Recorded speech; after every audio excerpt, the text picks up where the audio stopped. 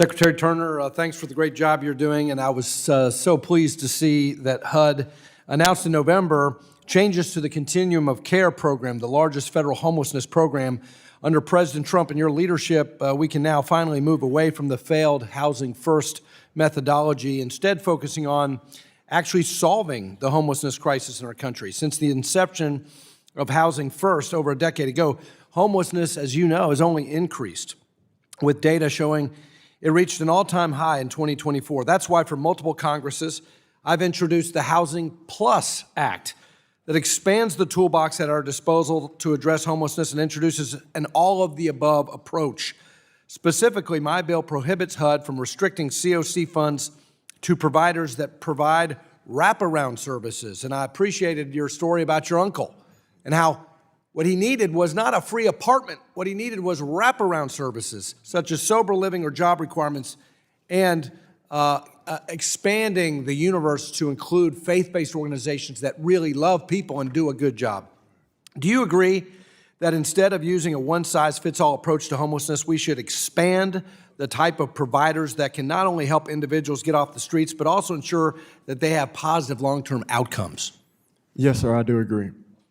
Well, thank you for your taking proactive steps to work with us on moving away from Housing First and towards a Housing Plus approach. Secretary Turner, the median down payment for first-time homebuyers is 9%, making it challenging for many Americans to achieve the American dream of home ownership. Innovative solutions such as down payment assistance through shared appreciation mortgages can help bridge the affordability gap. With a shared appreciation mortgage loan, the borrower agrees to give the lender a portion of the future appreciation of the home's value in exchange for a lower interest rate, a smaller down payment, and/or closing cost assistance, making homeownership more affordable, reducing monthly payments or upfront costs. Has HUD assessed this new asset pool that can assist first-time homebuyers with down payment assistance?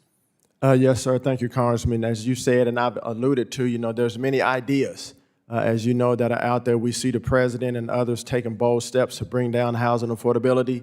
I do want to work with you and your team on this idea that you just presented to me to see how we can help people in America, to achieve the American dream of owning a home.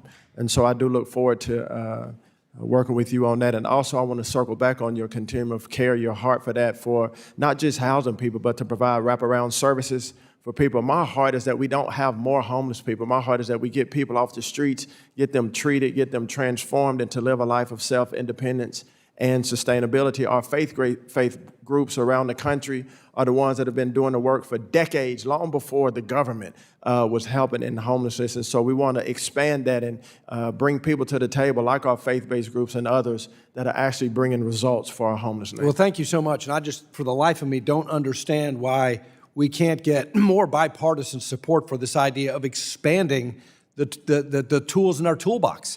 If you want Housing First, okay. Right. Maybe that's appropriate for some, but for a lot of people, they need the wraparound services. So I appreciate your shift in approach. Finally, Secretary Turner, at the end of 2024, the outstanding volume of family residential construction and land development loans was $89.5 billion across FDIC-insured institutions, with community banks holding 56% of the market share. The outsized role of our smallest institutions in this market stems from their local knowledge and their relationships with builders, which ultimately helps make housing more affordable for Americans.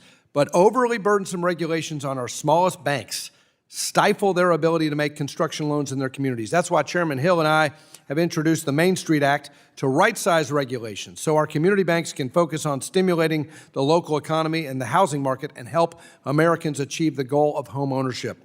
Secretary, do you agree that to solve the availability and affordability of housing in our country, we need to ensure that community banks are not subjected to the same rules as the largest banks? Yes, sir, and I know that you and Chairman Hill, you have great expertise when it comes to banking, in particular community banking. I'm a fan and in favor of community banks, credit unions, and others. So I believe the less regulation that we have on community banks in order for them to serve people to be homeowners is a step forward that we need to take. Very looking forward to working with you and your team. Well, and finally, I would just urge you also to support raising the public welfare investment limit, and this is really for the bank regulators. raise it through Gentleman's to time has unlock more expired. bank capital for affordable housing.